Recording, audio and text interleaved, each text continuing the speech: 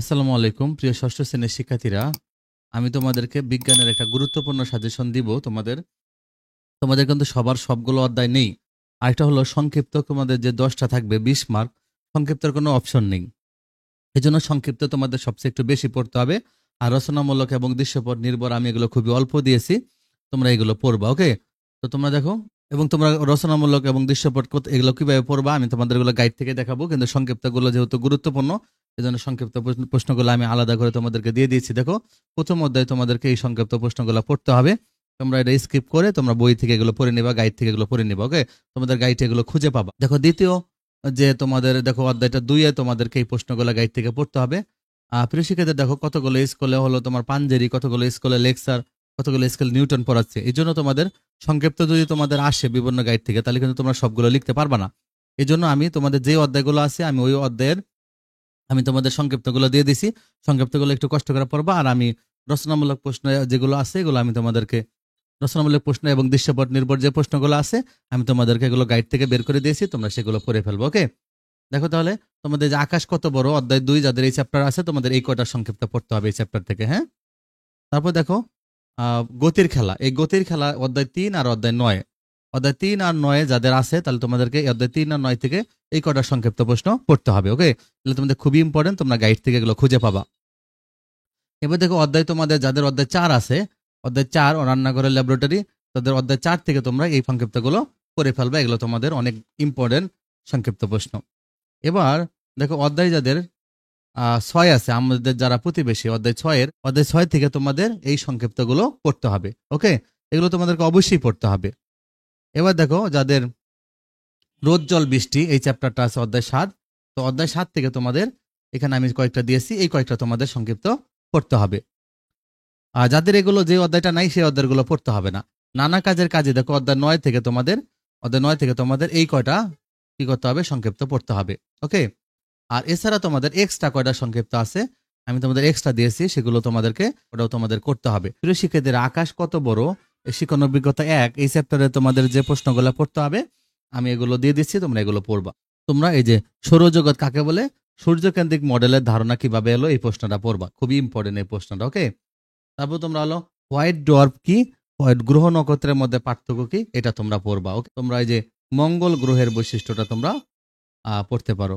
এবার দেখো রচনামূলক প্রশ্ন দৃশ্যপট নির্ভর কোনটা পড়বা তোমরা, এই যে 1 নম্বর দৃশ্যপট নির্ভর যেটা আছে এটা তোমরা পড়বা। দেখো তোমরা এটা ভিডিওটা পজ করে নিতে পারো, উত্তরটা আছে এখানে, উত্তরটা তোমরা এখান থেকে লিখতে পারবা। হ্যাঁ, 1 নম্বর এই যে ক, এই যে তোমাদের এটা হলো কর উত্তর, এই যে কর উত্তর, এই যে খর উত্তর। ওকে, এটা খর উত্তর। এবার দেখো এই প্রশ্নটা তোমাদেরকে পড়তে হবে, চিত্র 1 কে নক্ষত্র বলা হয় কেন, চিত্র 1-2 এর মধ্যে পার্থক্য। তাহলে এই যে এটার উত্তর তোমরা এই যে এটা, আর এই যে হলো 2। ওকে, নক্ষত্র আর গ্রহের মধ্যে পার্থক্য। আর হলো এই 3 নম্বর প্রশ্নটা পড়বা যে শিক্ষকের বর্ণিত গ্রহটির বৈশিষ্ট্য বর্ণনা করো। শিক্ষক ক্লাসে সৌরজগতের গ্রহগুলোর পরিস্থিতি বর্ণনায় পৃথিবীর সাথে সবচেয়ে বেশি মিল সম্পন্ন গ্রহের বর্ণনা করেছিলেন, এটি সৌরজগতের চতুর্থ গ্রহ। তাহলে শিক্ষকের বর্ণিত গ্রহটির বৈশিষ্ট্য বর্ণনা করো, উক্ত গ্রহটিকে লাল গ্রহ বলার কারণ কি। দেখো ক নম্বর, শিক্ষকের বর্ণিত গ্রহটি হলো মঙ্গল গ্রহ, নিচে গ্রহের বর্ণনা দেওয়া হলো, তাহলে মঙ্গল গ্রহ সম্পর্কে তোমাদের বর্ণনা লিখতে হবে। ওকে, এই যে দেখো এটা হলো মঙ্গল গ্রহের সম্পর্কে বর্ণনা। ওকে, এই যে এই গ্রহটা কেন লাল গ্রহ নামে পরিচিত, দেখো এই যে খ নম্বর উত্তর। প্রিয় শিক্ষার্থীরা, দেখো শিক্ষণ অভিজ্ঞতা 2 যেটা আমাদের জীবনে বিজ্ঞান ও প্রযুক্তি, তো এটা তোমাদের অধ্যায় 1-এর। তো এটা থেকে তোমরা কি প্রশ্নগুলো পড়বা, দেখো থার্মোমিটার কি, বিজ্ঞানের উপর আমরা সবসময় নির্ভর করতে পারি কেন, প্রযুক্তি কি, বিজ্ঞানের সাথে প্রযুক্তির সম্পর্ক লেখো। আর এটা হলো এটা যে একটি উদাহরণের মাধ্যমে বৈজ্ঞানিক অনুসন্ধান পদ্ধতির ধাপগুলো আলোচনা করো, এটা তোমাদেরকে পড়তে হবে। কোন তাপমাত্রায় সেলসিয়াস ও ফারেনহাইট স্কেলের মান সমান হবে এই সূত্র দিয়া, অথবা তোমাকে একটা সেলসিয়াস ফারেনহাইটে দিবে, তোমার অন্যথায় বের করতে হবে। তো আমি তোমাদেরকে এটার উপরে বিজ্ঞানের যে ম্যাথ বিষয়ক একটা ভিডিও দিয়েছি, এটা তোমরা দেখলে এটা তোমরা সুন্দর করে সেখানে শিখতে পারবা, আমি ওটা সেখানে শিখিয়ে দিয়েছি। হ্যাঁ, এখানে তোমাদেরকে এটা পড়তে হবে। ওকে, এটা পড়তে হবে যে এই যে সেলসিয়াস স্কেল, ফারেনহাইট স্কেল, এটা দেওয়া আছে তাপমাত্রা, স্কেলগুলোর মধ্যে একটা সম্পর্ক স্থাপন করতে হবে।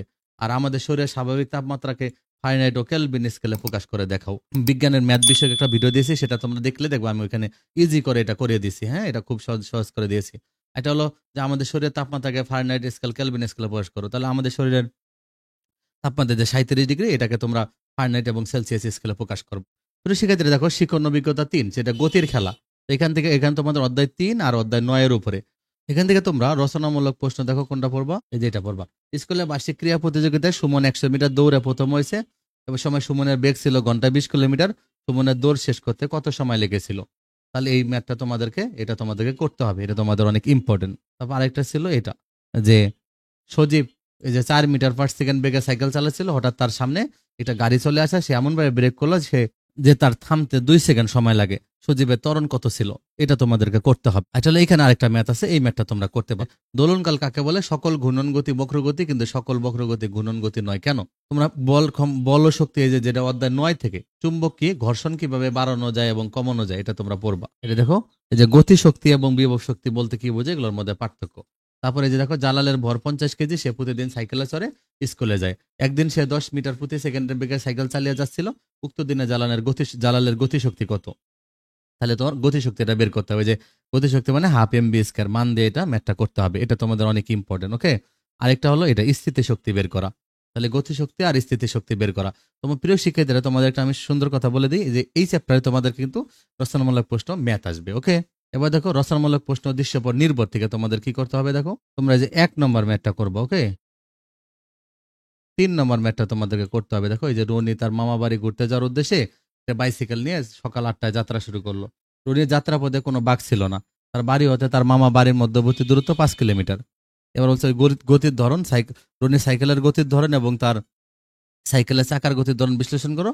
আর উক্ত দিন সকাল 8টা 15 মিনিটে পৌঁছাতে চাইলে তাকে কত বেগে সাইকেল চালাতে হবে, যে কত বেগে সাইকেল চালাতে হবে, এই ম্যাথটা তোমাদেরকে করতে হবে। তাহলে এই যে দেখো, 2-3টা করে ম্যাথ তোমাদের করতে হবে। এই যে রোদ জল বৃষ্টি, এই অভিজ্ঞতাটা যাদের আছে, এটা হলো অধ্যায় 7-এর। দেখো, তোমরা এটা শিখবা আবহাওয়া জলবায়ুর মধ্যে পার্থক্য লেখো। শীতকালে আমাদের ঠান্ডা লাগার কারণ কি, এটা তোমরা পড়বা। কিভাবে ব্যারোমিটারের মাধ্যমে ঝড় বৃষ্টির পূর্বাভাস জানান দেয়, এটা পড়বা। এটা তোমরা পড়বা। যে অ্যাসিড বৃষ্টি কি, অ্যাসিড বৃষ্টিকে প্রতিরোধ করা যায়। তোর গ্রিন হাউসের ভিতরে তাপমাত্রা বাইরের তাপমাত্রা চেয়ে বেশি থাকে কেন, এটা তোমরা পড়বা। রচনামূলক বা দৃশ্যপট নির্ভর কোনটা পড়তে হবে, যে 1 নম্বরটা তোমরা পড়বা। ওকে, যে বায়ুচাপ বেশি হলে তাকে উচ্চচাপ এবং কম হলে তাকে নিম্নচাপ বলে।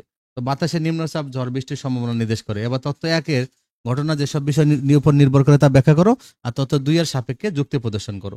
তার মানে যে এখানে তোমাদের উত্তরটা দেওয়া আছে, এটা তোমাদেরকে শিখতে হবে। ওকে, আর এটাও একটা প্রশ্ন, এটাও তোমাদের দৃশ্যপট দিয়ে একটা প্রশ্ন, যে সূর্য তাপ আসতেছে, এখানে গ্রিন হাউস দিয়ে একটা প্রশ্ন আছে, খুবই ইম্পর্টেন্ট। দেখো, এটা খুবই ইম্পর্টেন্ট। সেক্ষেত্রে দেখো, যাদের শিক্ষণ অভিজ্ঞতা 5, রান্নাঘরের ল্যাবরেটরি, এই চ্যাপ্টার থেকে তোমরা কি কি প্রশ্নগুলো পড়বা। এই যে পরমাণু কি, ভর ওজনের মধ্যে পার্থক্য লেখো, এটা শিখবা। যে 5 নম্বরটা, পদার্থের পরিবর্তন কত প্রকার, মোমবাতির দহনে উভয় ধরনের পরিবর্তন ঘটে, যুক্তি সহ ব্যাখ্যা করো। মোমবাতির দহনে ভৌত রাসায়নিক 2 ধরনের পরিবর্তন হয়, কিভাবে হয়, এটা ব্যাখ্যা করো। খুবই ইম্পর্টেন্ট প্রশ্ন এটা তোমাদেরকে। এই যে সুপরিবাহী পদার্থ কাকে বলে, বিদ্যুৎ পরিবহনে তামার তার ব্যবহার করা হয় কেন। এবার দেখো রচনামূলক প্রশ্ন, তাহলে তোমরা কোনটা পড়বা। দেখো, প্রথমটা দেখো, প্রিয় শিক্ষার্থী, দেখো এই যে এখানে ক, এখান থেকে শুরু, এখান থেকে ক শুরু, পার্থক্য নিম্নরূপ। এখানে দেখো, এখানে তোমাদের কর উত্তর। ওকে, আর খ নম্বর প্রশ্নটা যেটা দেখতেছো, সামিরা মা পদার্থটির বিভিন্ন অবস্থা যে পরিবর্তন ঘটালেন, এই যে এটা খ নম্বর উত্তর। এখান থেকে শুরু, এখান থেকে তোমাদের এই এই পর্যন্ত, এটা হলো এই যে খ নম্বর উত্তর। ওকে, এবার তোমাদের এই 2 নম্বর প্রশ্নটা পড়তে হবে। ওকে, 2 নম্বরটা ব্যাপন নিঃসরণের মধ্যে পার্থক্য শিখতে হবে, আর এই যে ব্যাপন প্রক্রিয়া বর্ণনা করা শিখতে হবে। আর তোমরা এই যে এইটা পড়বা। ওকে, তোমরা এই প্রশ্নটা পড়বা। হ্যাঁ, অ্যালুমিনিয়ামের একই প্রশ্নের উত্তর, এটা তোমরা পড়বা। শিক্ষার্থীরা, আমাদের যারা প্রতিবেশী, শিক্ষণ অভিজ্ঞতা 6, যে অধ্যায় 6-এর, এটা যাদের আছে, দেখো রচনামূলক তোমরা পড়বা মেরুদণ্ড এবং অমেরুদণ্ডী প্রাণীদের পার্থক্য। তারপর আর্থপেডা পর্বে প্রাণী, মাকড়সা পতঙ্গটি সম্পর্কে লিখো। আর সবচেয়ে এটা আসবেই তোমাদের ভাইরাস আর অণুজীব ব্যাকটেরিয়ার মধ্যে এবারে যে একটা ব্যাকটেরিয়ার ছবি আঁকবা। হ্যাঁ, ছবি সহ চিহ্নিত চিত্র, তোমরা ব্যাকটেরিয়ার ছবিটা আঁকা শিখবা। এবার রচনামূলক প্রশ্ন তোমরা কোনটা পড়বা। দেখো, এখানে দেখো রচনামূলক প্রশ্ন আছে, প্রথম 1 নম্বর রচনামূলক প্রশ্নটা পড়বা। এখানে দেখো 1 নম্বর রচনামূলক প্রশ্নটা এখানে দেওয়া আছে, এই যে ক নম্বর উত্তর, এই যে খ নম্বর উত্তর, একদম সহজ। ওকে, এটা প্রশ্নটা পড়বা, খুবই ইম্পর্টেন্ট। ওকে, আর তোমাদের যে কোভিড-19 দিয়ে, হ্যাঁ, তোমরা এটা পড়বা। এই যে ক নম্বর এখান থেকে শুরু হয়েছে, কোভিড-19, এই যে এখানে, এই যেখানে ক, এই যে না আঁকছে, এবার এই যে খ নম্বর উত্তরটা এটা। ওকে, তো সেক্ষেত্রে দেখো, শিক্ষণ অভিজ্ঞতা 7, নানা কাজের কাজী, চ্যাপ্টার থেকে তোমরা দেখো কি কি প্রশ্নগুলো পড়বা। এই চ্যাপ্টার থেকে তোমরা রচনামূলক প্রশ্ন পড়বা। দেখো কোনটা, এই যে সরল যন্ত্র কাকে বলে ও কত প্রকার, কি কি উদাহরণ সহ লেখো, এই সরল যন্ত্র সম্পর্কে পড়বা। এই যে এইটা তোমাদের ইম্পর্টেন্ট, লিভারের যান্ত্রিক সুবিধা, এটা আসবেই পরীক্ষা। রেঞ্চের দৈর্ঘ্য যত বেশি হবে, তার যান্ত্রিক সুবিধা তত বেশি। আরেকটা হলো সরল যন্ত্র বলতে কি বুঝো, সরল যন্ত্র হিসেবে চাকা এবং অক্ষের যান্ত্রিক সুবিধা। এই 3টা প্রশ্ন পড়লেই তোমাদের এই অধ্যায়ের প্রশ্ন পড়া হয়ে যাবে। আর রচনামূলক প্রশ্ন দেখো প্রিয় শিক্ষার্থীরা, তোমরা প্রথম রচনামূলক প্রশ্নটা পড়বা, এটা খুবই ইম্পর্টেন্ট। এটার উত্তরটা দেখো, এই যে এটা প্রশ্নটা, এটা প্রশ্ন, আর উত্তরটা তোমাদের এই যে এখানে দেওয়া আছে, এই যে ক, এই যে খ, খুব সহজভাবে প্রশ্নের উত্তরটা দেওয়া আছে। এবার ৩ নম্বর প্রশ্নটা পড়বা তোমরা। এই ৩ নম্বর প্রশ্ন খুবই ইম্পর্টেন্ট। এই যে ক, খ। এই যে তোমরা ক নম্বরটা, খ নম্বরটা শিখবা। ওকে? এটা তোমরা এই যে ৫ নম্বর প্রশ্নটা পড়বা। ৫ নম্বরটা প্রশ্ন পড়বা। ওকে? লিভার দিয়ে। এই যে উত্তর ক, এই যে খ। একদম ইজি।